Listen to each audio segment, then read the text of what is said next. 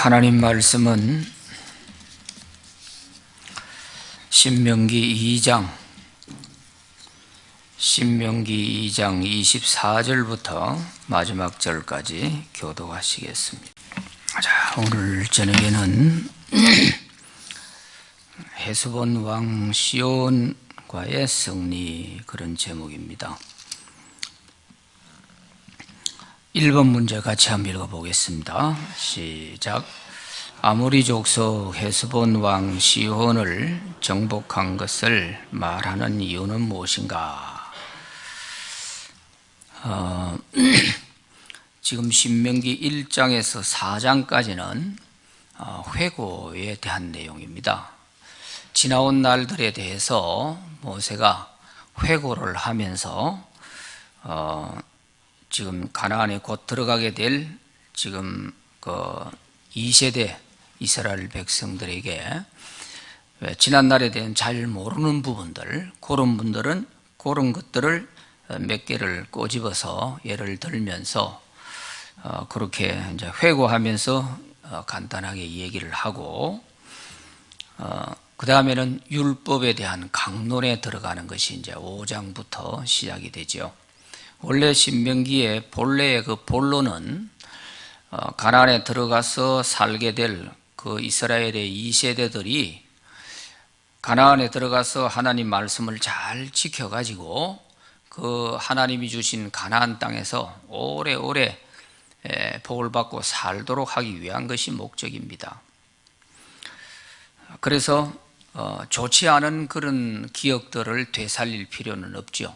이제 가나안 땅을 눈앞에 놓고 있기 때문에 가나안 땅에 들어가서 가나안을 잘 정복하고 거기에 정착할 수 있도록 하는데 도움이 될 그런 얘기들을 하기 때문에, 그래서 1장에서 4장까지의 회고장에 있어서는 그렇게 뭐 나무라거나 책망을 하거나 그러려고 하지를 않고요, 용기를 갖도록 만들려고 하는 그런 내용들을 볼 수가 있습니다.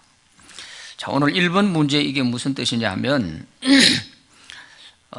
헤스본 왕 시혼을 정복한 얘기를 지금 모세가 하고 있지 않습니까?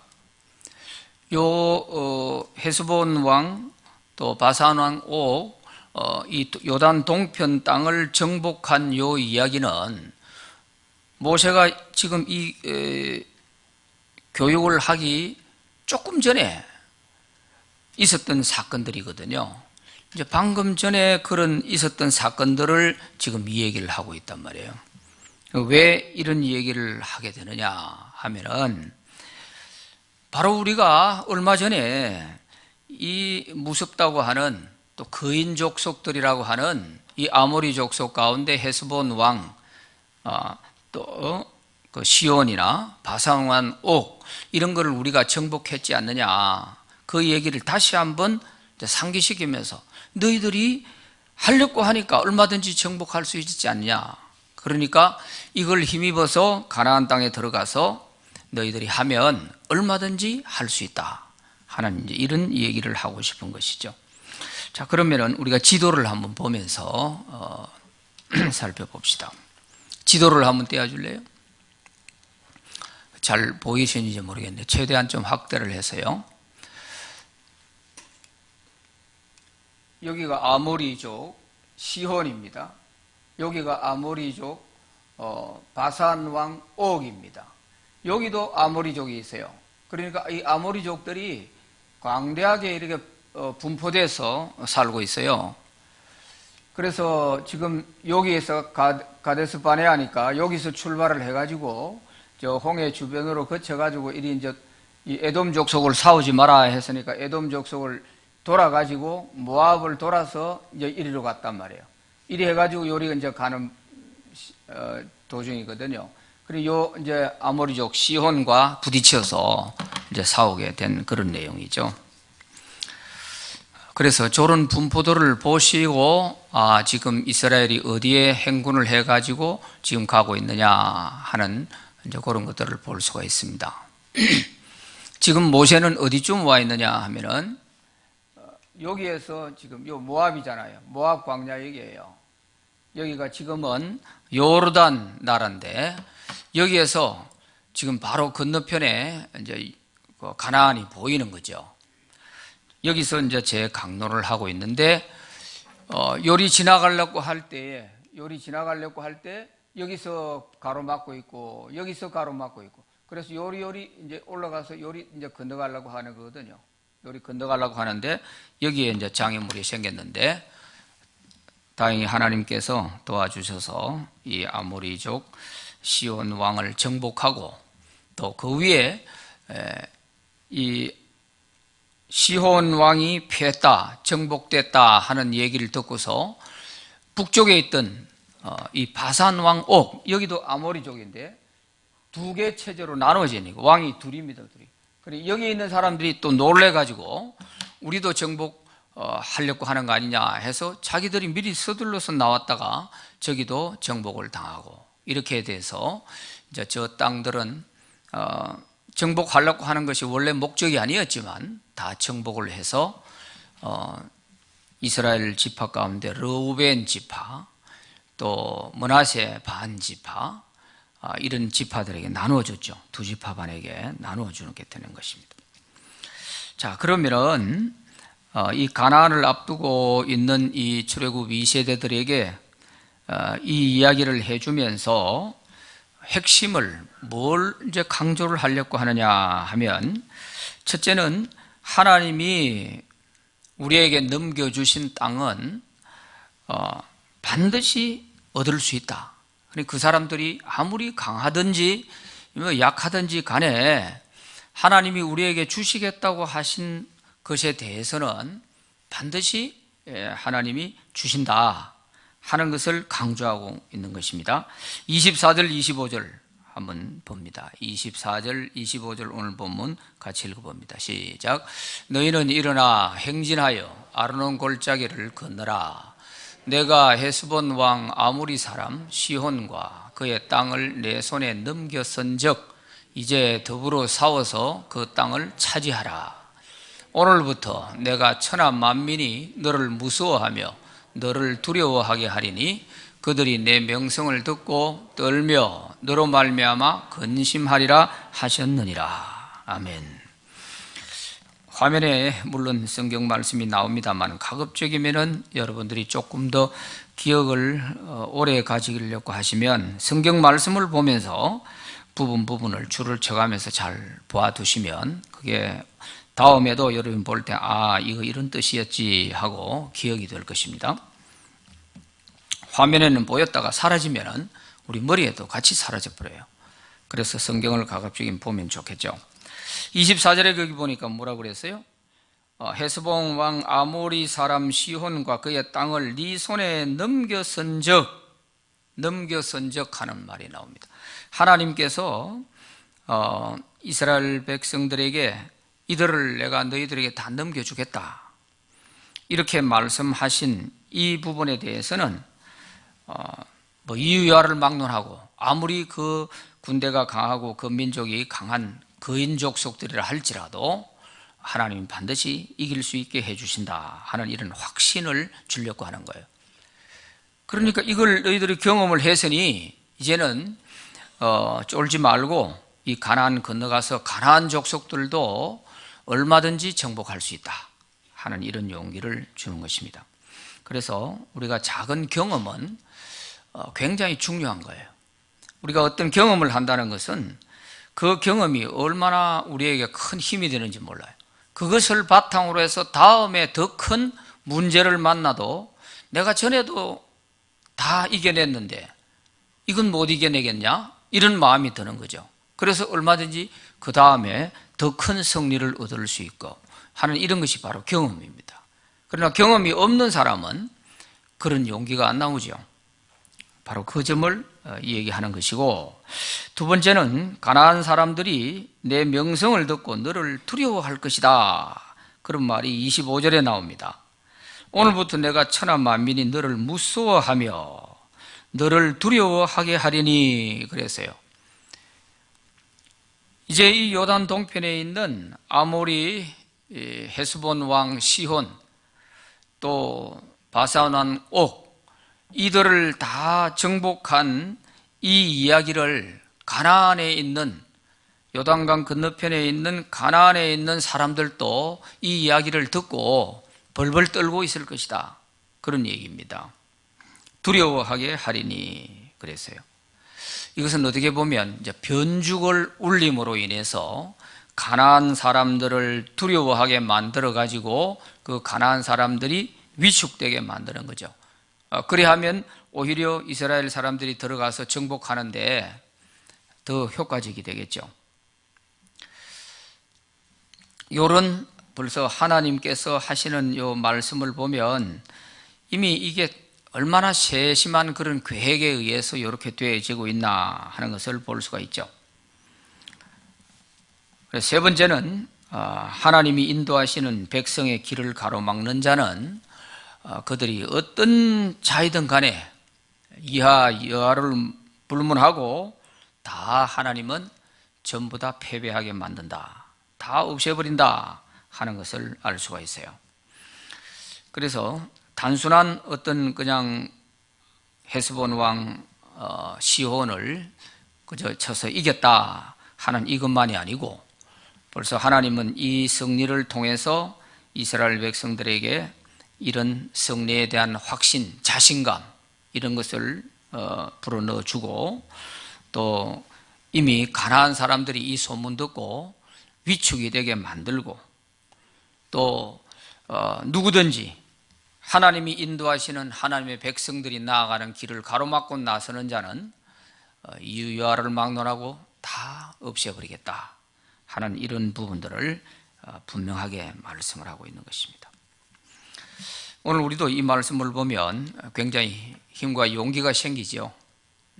우리가 주의 일을 위해서 이것이 하나님께서 인도하시는 일이다 하는 것이 확실하게 우리 마음에 확신을 가지고 하는 일에 대해서는 어느 누가 여기에 대해서 시비를 걸고 반대를 하고 뭐 하더라도 두려워할 필요가 없는 것입니다.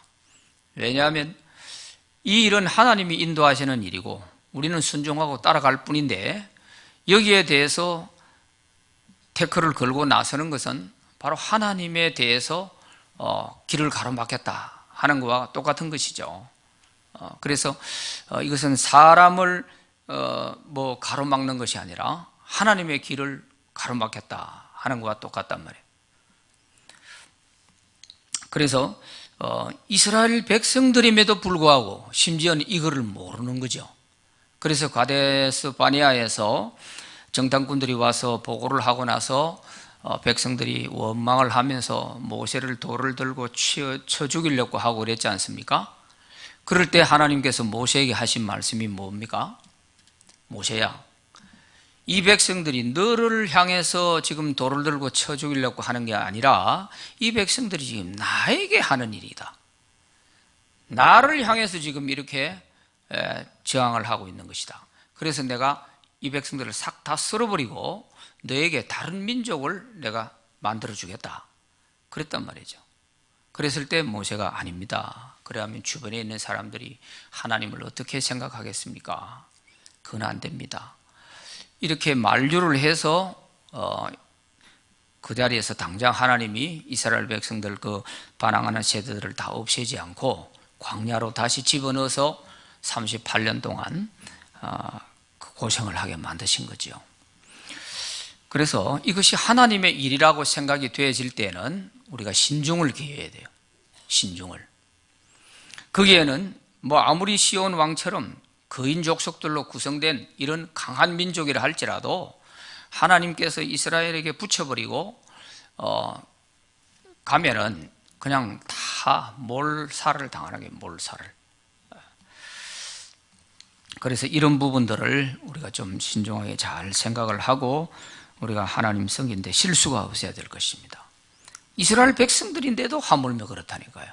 하나님이 이 적과 꾸려는 가나안을 주겠다고 하셨고 너희들은 들어가면 차지할 수 있다고 하는데도 안 된다, 거기에는 거인들이 있다 이러면서 모세에게 막 돌을 들고 쳐 죽이려고 하고 우리가 애굽에 잘 있는데 왜 우리를 여기 데려 나와서 여기서 죽게 만드냐, 매장지가 없어서 우리를 끌고 나왔냐, 온갖 입에 담지 못할 그런 소리를 다 퍼부어대면서 그랬다가 결국 그들은 가나안 땅에 한 사람도 못 들어가게 됐지 않습니까? 그러니까 오늘 우리도 같은 하나님의 백성이라 하면서, 성도라고 하면서도 이게 하나님의 일인지 아닌지 분별이 잘 안 돼가지고 막을 거나 안 막을 거나 그냥 떼놓고 막 나대다가 결국 참 좋지 못한 일을 당하는 경우들이 많이 있죠. 자, 2번 문제 읽어봅니다. 시작. 모세는 헤스본 왕 시온 왕에게 사람을 보내어 어떤 말을 전했는가? 26절부터 29절까지의 내용을 보면 모세가 평화의 말을 전했어요. 자, 26절, 27절 읽어봅니다. 시작. 내가 그대목 광야에서 헤스본 왕 시온에게 사자를 보내어 평화의 말로 이르기를 나를 내 땅으로 통과하게 하라. 내가 큰 길로만 행하고 좌로나 우로나 치우치지 아니하리라. 우리가 절대로 당신 나라에 대해서 손해를 끼치지 않겠다, 피해를 주지 않겠다. 우리는 이 왕의 대로 이 큰 길로만 지나가겠다. 심지어 우리가 먹을 양식과 물도 너희들이 팔아라. 그럼 우리가 돈 주고 다 사 먹겠다. 이런 말을 28절에서 하고 있잖아요. 이 말은 이 당시 뭐 물을 팔았다 그런 시대가 아니잖아요. 그러니까 이 물도 돈 주고 사 먹겠다 이렇게 말하는 것은 조금도 당신들에게 피해를 끼치지 않겠다, 그런 말을 하는 것이죠. 그런데도 불구하고 이렇게 평화의 말로 좋게 얘기하는데도 헤스본 왕 시온이 반대를 했죠. 안 된다, 허락하지 않았다 하는 것입니다. 30절에 가서 보면 헤스본 왕 시온이 우리가 통과하기를 허락하지 아니하였으니 그랬어요. 허락지를 안 했어요. 그래서 결국 이제 싸움을 하게 됐고, 하나님께서는 이들을 네 손에 붙여줄 테니까 두려워하지 말고 더불어 싸워라, 그리고 이 땅을 정복해라 하고 말씀을 해주시는 겁니다.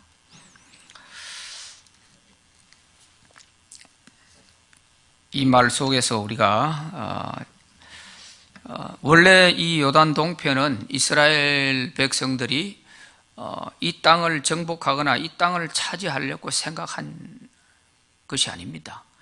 이것은 그야말로 하나의 부수적인 것으로 얻은 것처럼 되어버렸죠. 원래 하나님이 인도하시고자 하는 목적은 가나안 서쪽이죠.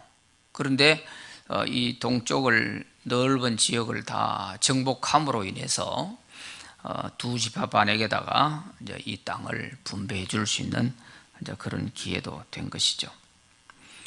자, 그런데 조금 이상한 게 있습니다.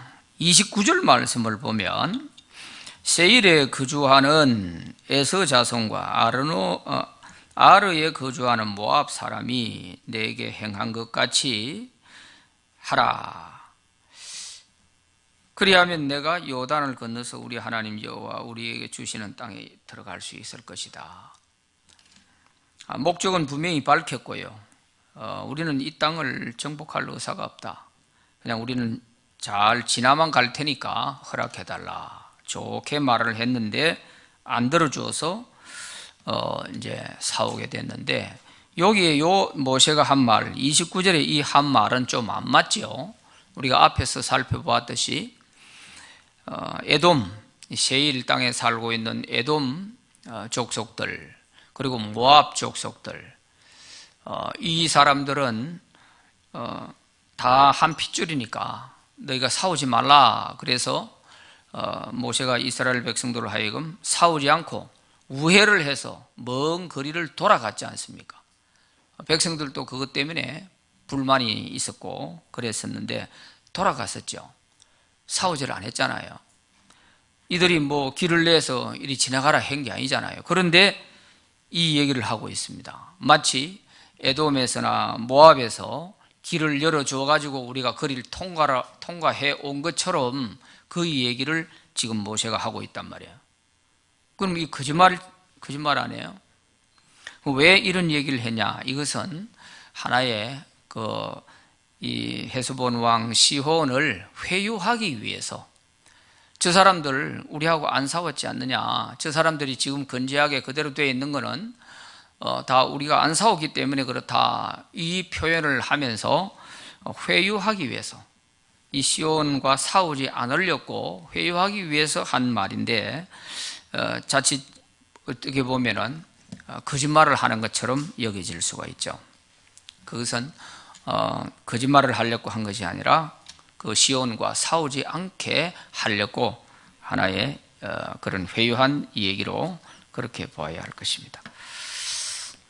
분명히 이 에돔 족속도 반대를 하고 우리 땅 못 지나간다 그랬고, 모압도 안 된다.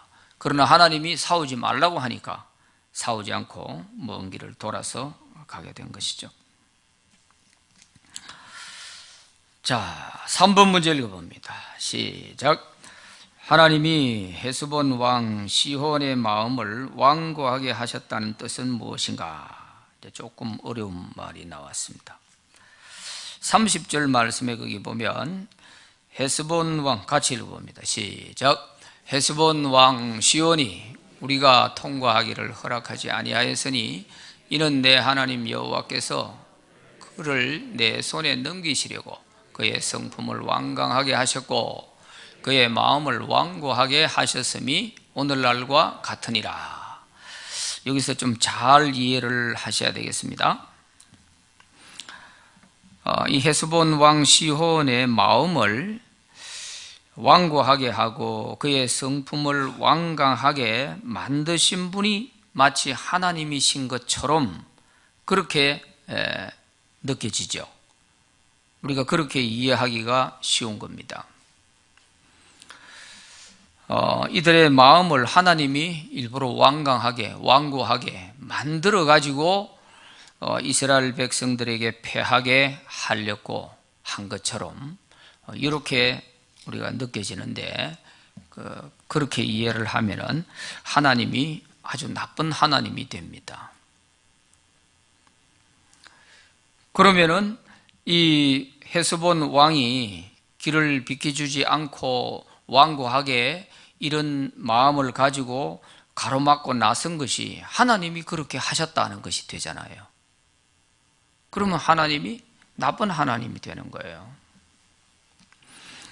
그래서 이 말은 어떤 표현이냐 하면은 이 헤스본 왕 시혼이 그 성품이 완강하고 마음이 완고하고 거기다가 특히 그 성품이라는 말까지 거기다가 기록을 해놓고 있어요. 성품이라는 것은 금방 무슨 마음이 바뀌어가지고 확 이렇게 하는 게 아니잖아요.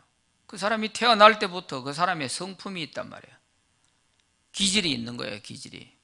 그런데 그 성품이 완강하다 하는 이것은 어느 날 갑자기 하루 하는 그런 모습을 보고 그 사람 성품이 이렇구나 이렇게 말하지는 않습니다.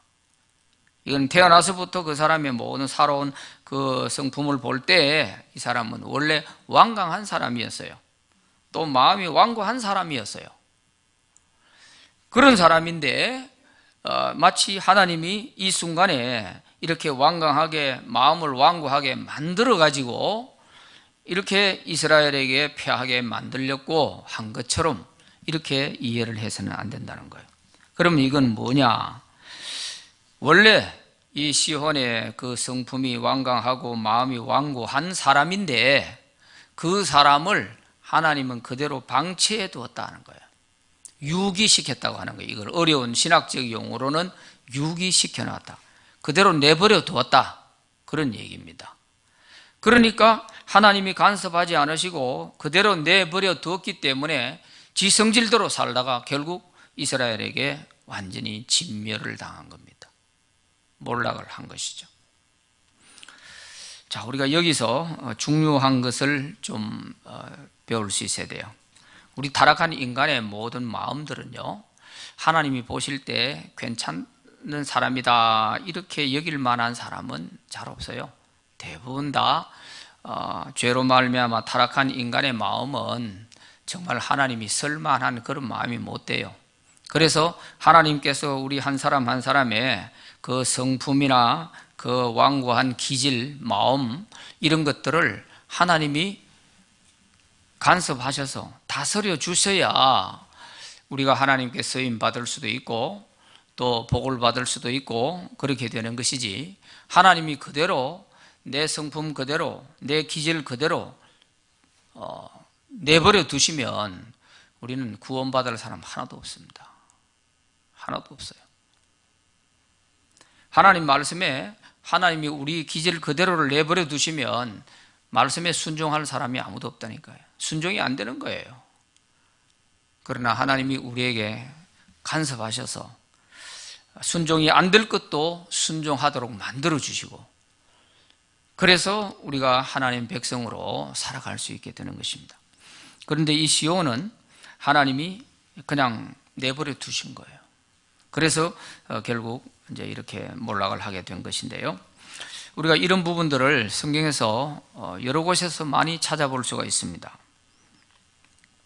그래서 여기 완고하다, 그의 마음을 완고하게 하셨다 하는 이 완고라고 하는 단어가 히브리어 원문에 보면 아마처라고 되어 있습니다. 아마처.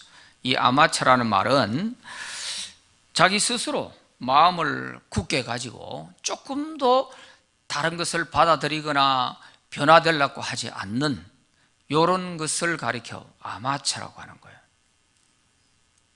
전혀 누가 무슨 소리 해도 안 듣는 거예요. 받아들이지 않고 내가 바뀌지 않겠다 하고 이렇게 되어 있는 상태를 완고, 아마처라고 하는 겁니다. 그래서 우리가 이 예수 믿는 사람은 특히 이 완고한 마음은 굉장히 주의를 해야 됩니다. 순간적이라 할지라도, 내가 순간적이라 할지라도 그런 완고한 마음이 들 때는 조심을 하셔야 돼요. 로마서 1장 28절 29절 여기 가서 보면요, 한번 읽어봅시다. 시작. 또한 그들이 마음에 하나님 두기를 싫어하며 하나님께서 그들을 그 상실한 마음대로 내버려 두사 합당하지 못한 일을 하게 하셨으니 곧 모든 불의, 추악, 탐욕, 악의가 가득한 자요, 시기, 살인, 분쟁, 사기, 악독이 가득한 자요, 수군수군 하는 자요 하면서 그 뒤에 쭉 보면 28가지의 그런 죄악의 제목들이 나온단 말이에요. 그러면 이런 죄악을 저지를 수 있도록 하나님께서 우리에게 간섭하지 않고 내버려 두시면 그렇게 되는 거예요. 그래서 28절 한번 보세요. 28절에 보면 자기 마음에 하나님 두기를 싫어하는 사람에 대해서 하나님께서 그대로 상실한 마음 그대로 내버려 둔다는 거예요. 내버려 둔다. 방치시켜 두는다는 것입니다. 바울 같은 사람은 사울 시절에 그렇게 예수님을 대적하고 믿는 자들을 잡아가두고 하려고 할 때 하나님이 개입하셨어요. 그래서 다메섹 도상에서 그를 완전히 꺾어가지고 180도로 바꿔버렸죠. 이렇게 하나님이 개입해 주시면 아무리 완고한 사람이라 할지라도 이렇게 거듭나서 변화될 수가 있는데, 하나님이 그대로 방치해 두어버리면 이런 죄를 지을 수밖에 없다는 거예요. 그러니까 내가 뭘 많이 참아가지고 참아서 내가 죄를 안 짓는 것 같지만 그렇지 않습니다. 하나님께서 우리 마음을 다스려 주시기 때문에 그게 가능한 거예요. 하나님이 그대로 방치해버리면 우리가 죄에 빠지지 않을 수가 없어요. 그래서 내버려 뒀다는 말이 로마서 1장에 보면 한 너댓 번 나온단 말이에요. 내버려 둔다. 우리 마음에 하나님 두기를 싫어하는 거, 이 말은 다른 말로 하면 뭐예요? 내가 예수 안 믿겠다, 안 받아들이겠다 하는 거 아니겠습니까? 이런 마음을 갖고 있는 사람은 하다 해도 안 되는 사람은 하나님이 그대로 내버려 두면 그 사람 구원 못 받는 거죠. 그러나 하나님이 또 자비를 베푸셔서 그 마음을 녹여주시고 또 받아들일 수 있도록 하나님이 개입을 하시면은 그 사람이 구원받을 수 있는 거예요. 그래서 강도도 예수 믿고 변화될 수가 있고 그런 거죠. 그래서 여기서 이 완고하다, 이 아마처 하는 말은 자기 스스로가 이런 완고한 성품과 완고한 마음들이 있지만 하나님이 그대로 내버려 두어서 이런 결과가 왔다 하는 것입니다. 우리가 잘 아는 출애굽기에 보면 바로가 그랬죠. 마음을 자꾸 완고하게 가지죠. 완고하게. 그래서 여호와께서 그의 마음을 완고하게 하셨다 이렇게 표현이 되어 있는데, 그 말 역시도 하나님이 그냥 착한 바로의 마음을 자꾸 완고하게 나쁘게 만든 것처럼 이렇게 우리가 이해를 해서는 안 된다는 거예요.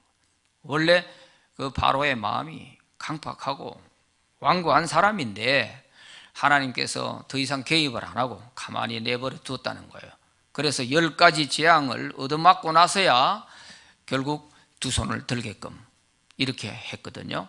왜 방치해 두느냐, 왜 그대로 버려뒀냐, 그는 이스라엘 백성들에게 확실한 교훈을 주기 위해서였어요. 그래서 개입을 안 하시는 거예요. 하나님이 일부러 바로의 마음을 나쁘게 만드는 것이 아닙니다. 왜냐하면 그 이집트 땅에 살고 있는 이스라엘 백성들은 그 이집트 문화 속에 있는 온갖 우상, 이 우상들을 다 섬기고 있었어요. 그래서 10가지 재앙에 그 하나하나의 재앙에서 깨뜨려낸 그것들이 전부 이집트 사람들이 섬기고 있는 신입니다. 신. 파리 재앙, 개구리 재앙 뭐 하는 이런 게 전부 이집트 사람들이 섬기는 그런 신이에요. 또 그 짐승들에게 전염병이 생겨서 이제 짐승들이 막 죽었지 않습니까? 그런데 그 짐승들 중에서도 아피스라고 하는 이런 신이 바로 그 이집트 사람들이 섬기는 신입니다. 그게. 그래서 그 사람들이 절대적으로 믿고 있던 그런 그 신들을 바로의 마음을 강팍한 대로 그대로 방치시켜 둠으로 인해 가지고 안 보내줄 때마다 하나님이 하나하나씩 깨뜨려 나가는 거예요. 깨뜨려 나가요. 그래서 이스라엘 백성들이 볼 때는 야, 이집트 사람들이 이제까지 섬기고 우리도 거기에 따라서 같이 저런 신들을 섬기고 저 신 때문에 우리가 여기서 잘 사는 줄 알았는데 보니까 아니단 말이죠. 하나님의 능력에 의해서 하나하나 깨져 나가는 걸 보니까 이 신들도 하나님 앞에서는 별것 아니구나, 이런 인식을 심어주려고 하는 것이 그 10가지 재앙의 목적입니다. 그걸 다 뜻이 있는 거죠. 그래서 바로의 마음도 하나님이 일부러 완고하게 만들어서 그런 것이 아닙니다. 출애굽기 7장 3절 4절 한번 읽어봅니다. 시작. 내가 바로의 마음을 완악하게 하고 내 표징과 내 이적을 애굽 땅에서 많이 행할 것이나 바로가 너희의 말을 듣지 아니할 터인즉 내가 내 손을 애굽에 뻗쳐 여러 큰 심판을 내리고 내 군대 내 백성 이스라엘 자손을 그 땅에서 인도하여 낼지라 그랬습니다.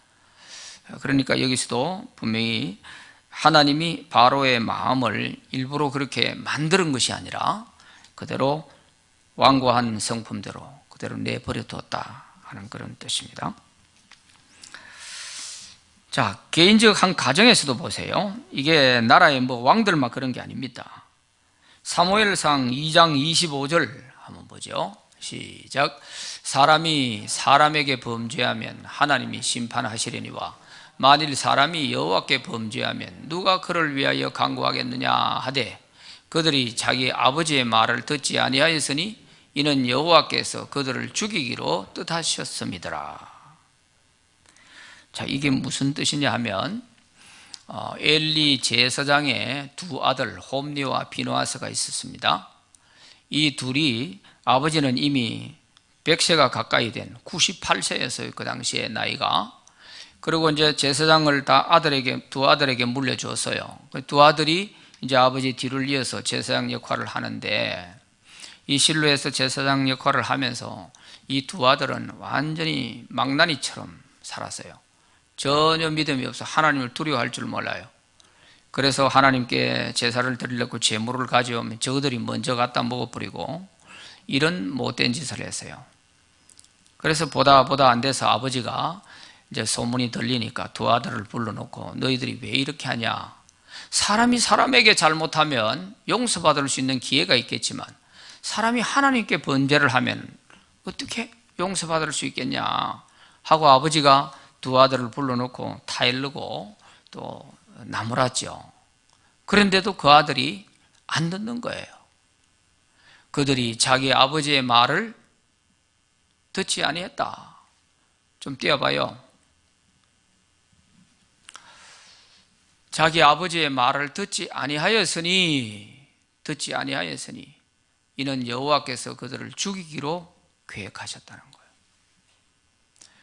아버지의 말도 안 들으니 이제는 안 되는 거죠. 그럼 여기서 우리가 잘 생각해야 될 게 뭐예요?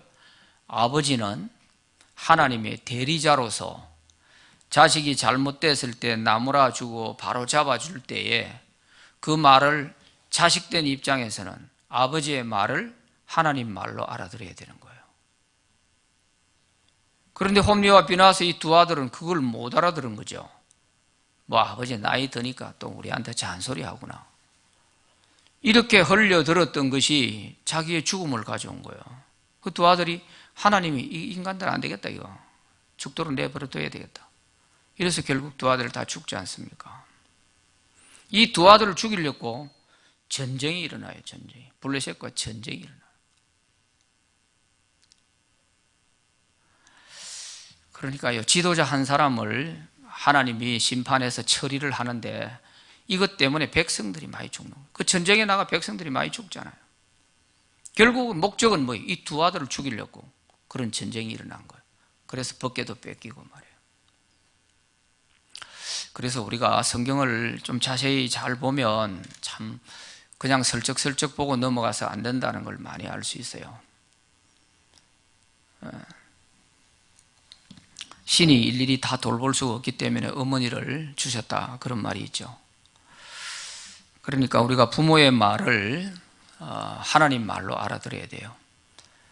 더군다나 안 믿는 부모들이 하나님 믿지 마라. 그것은 하나님 말씀이 아니겠지만 우리가 잘못된 길로 갈 때에 부모가 그걸 제지 안 해주면 누가 하겠어요? 다른 사람이 할 수가 없잖아요. 그래도 내 자식이니까 부모가 그 잘못된 부분들을 그러면 안 된다 하고 얘기를 하면은 그걸 하나님 말씀처럼 알아들어야 돼요. 부모가 해도 안 되고 나중에 안 되면 부모들이 뭐라 그래요? 네 알아서 해라. 나도 모르겠다. 이렇게 되어지면 그 자식은 이제 하나님이 손 대셔야 되는 거예요. 하나님이 손을 봐야 돼요. 그래 되면 다른 게 없어요. 죽음밖에 없어요. 그래서 우리가 성경을 보면서도 이런 부분들을 그냥 대충 봐 넘길 부분이 아니다 하는 것을 알 수가 있죠. 자, 그런가 하면은 또 민족적인 부분도 한번 봐요. 요한복음 12장 37절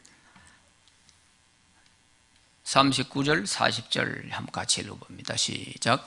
이렇게 많은 표적을 그들 앞에서 행하셨으나 그를 믿지 아니하니 그들이 능히 믿지 못한 것은 이 때문이니 곧 이사야가 다시 일렀으되 그들의 눈을 멀게 하시고 그들의 마음을 완고하게 하셨으니 이는 그들로 하여금 눈으로 보고 마음으로 깨닫고 돌이켜 내게 고침을 받지 못하게 하려 함이라 하였음이더라 그랬어요. 예수님께서 많은 기적을 행하셨지만 그걸 보고서도 유대인들이 믿지를 않았어요. 믿지 않는 그 이유가 뭐냐? 그 이유가 39절에 나와 있죠. 그들의 눈을 멀게 하고 40절에요. 마음을 완고하게 하여 눈으로 보아도 귀로 들어도 깨닫지 못하게 그렇게 했다는 거예요. 이것도 마치 우리가 이해를 잘못하면 어떻게 되느냐 하면 하나님께서 예수를 믿지 못하도록 이들의 마음을 완고하게 만들고 눈과 귀를 다 가려놨나? 이런 생각을 하게 되는 거죠. 그러면 하나님 나쁜 사람이죠. 병 주고 약 주고 다 하는 거 아니에요. 그런 것 뜻이 아니고 이것도 마찬가지로 유대인들이 그 마음이 너무 완고하고 그렇게 많은 기적을 보면서도 예수를 받아들이질 않는 거예요. 안 믿는 거죠. 그래서 하나님은 그들이 보아도 보지 못하도록 들어도 깨닫지 못하도록 방치시켜 놔버렸다는 거예요. 내버려 둬버렸다는 거예요. 결국 구원 못 받는 거죠. 그래서 오히려 유대인들이 사람 취급도 안 했던 세리나 창기 같은 사람, 이런 사람들이 도리어 더 구원받는 거죠. 근데 이런 좀 우리가 문장을 놓고 그냥 보면 이해하기가 어려운 이런 부분들이 있습니다. 그래서 이해를 잘할 필요가 있어요. 자, 히브리서 3장 13절 한 절 더 봅니다. 시작. 오늘 아직 오늘이라 일컫는 동안에 매일 피차 고면하여 너희 중에 누구든지 죄의 유혹으로 완고하게 되지 않도록 해라. 완고하게 되지 않도록 해라. 완고한 마음을 계속 그대로 갖고 있으면 보다 안 되면 하나님께서 내버려 놔둬버려요. 이제 하나님이 손 떼버린다는 뜻입니다. 방치시켜 둔다는 거예요. 유기시켜 두신다는 거예요. 그러되면 그 사람은 구원받기 어려워요. 내버려 놓은 자식입니다. 그래서 우리가 한두 번 이렇게 권면하고 한두 번 일러줄 때 그걸 좀 깊이 생각할 필요가 있습니다. 자, 4번 읽어봅니다. 시작. 성품이 완강하고 마음이 완고한 헤스본 왕 시온은 어떻게 되었는가? 33절 34절에 거기 보면 그들이 결국 어떻게 됐어요? 다 진멸됐다. 그래서 34절에 거기 보면은 유아와 함께 하나도 남기지 아니하고 다 진멸됐다. 그랬고 33절에 보면 뭐요? 우리가 그와 그의 아들들과 그의 모든 백성을 쳤고, 그래서 헤스본 왕 시온 자기만 죽은 게 아니에요. 그 아들들 심지어는 유아와 함께 하나도 남기지 않고 전부 진멸했다. 이 진멸했다는 말은 몰살했다는 뜻이에요. 몰살. 자, 이렇게 헤스본 왕 한 사람이 자기가 완고한 마음을 가지고 돌이키지 않으니까 그 자식들이 함께 죽고 그 백성들 가운데 어린애까지도 다 죽게 되는 이런 결과를 가져온 것입니다. 그러니까 완고한 사람 한 사람 옆에 있으면요, 자기도 모르게 벼락 맞는 거예요. 벼락 맞는. 구약에 보면 아합 왕이 그랬죠. 아합 왕이 아무리 말려도 안 되잖아요. 끝까지 고집을 피우고 전쟁에 나가겠다고 이래가지고 전쟁에 나가서 자기만 죽은 게 아니에요. 자기를 화살에 맞아 결국 죽었지만 자기 아들 요나단, 말기수와 아비나답 이 세 아들도 같이 나가다가 다 죽었어. 그 가문의 문을 닫아버린 거예요. 이렇게 완고한 마음, 이게 얼마나 안 좋은지 하는 걸 보세요. 자기 하나만 피해를 보는 게 아닙니다. 그 사람 주변에 있는 가족들이 뭐가 잘못돼서 가족들이 다 이렇게 희생을 당하냐 말이죠. 자, 5번 시작. 신명기 2장에서 하나님은 어떤 분이심을 알 수 있는가? 이제 신명기 전체를 우리가 볼 때에 하나님은 택한 이스라엘 백성들의 하나님만이 아니라 에돔도, 모압도, 암몬도, 아모리 족속도, 심지어 하나님을 믿든 안 믿든 간에 그 모든 족속들도 다 하나님이 다스리고 계시구나 하는 것을 알 수 있습니다. 그래서 우리가 꼭 하나님을 믿는 사람들만 섬길 수 있는 하나님이다, 그게 아닙니다. 다 하나님이 다스리시는 자들인데, 그래서 우리가 믿는 사람이 잘못하면 안 믿는 사람을 통해서도 우리를 깨닫게 만들 때가 있는 거죠. 그래서 안 믿는 사람 말 속에서도 우리가 하나님의 음성을 들을 수 있어야 된다 하는 겁니다. 자, 그래서 오늘 이 헤스본 왕 시혼을 진멸시키고 이스라엘이 승리하게 된 이 내용 가운데서 우리가 좀 자세히 살펴보니까 참 이게 그냥 슬쩍 지나갈 말씀이 아니구나 하는 걸 알 수가 있습니다. 꼭 마음에 잘 새겨서 우리는 어떻게 하든 하나님으로부터 내버려두는 그런 자리에는 절대로 떨어져서는 안 되겠습니다.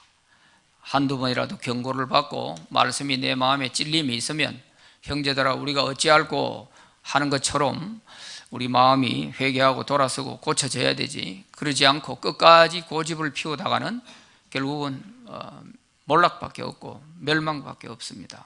그래서 그렇게 되지 않도록 우리가 다 하나님의 복 받는 사람들이 되기를 바랍니다. 기도합시다. 하나님 아버지 감사합니다.